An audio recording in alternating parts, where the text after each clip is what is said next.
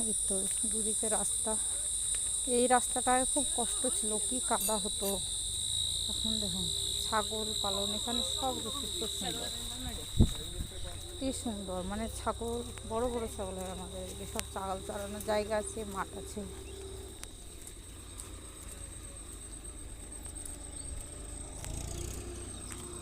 দেখুন টাকা নিয়ে, এটাও আমাদের জমি। দেখুন সব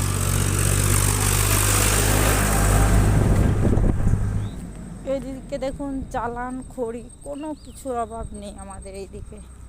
এটা একটা মানুষের পুকুর, পুকুরে চাষ হয়, তো এখানে বাড়ি করেছে একটু। তারপর দেখুন এখানে পাট কাটিয়ে,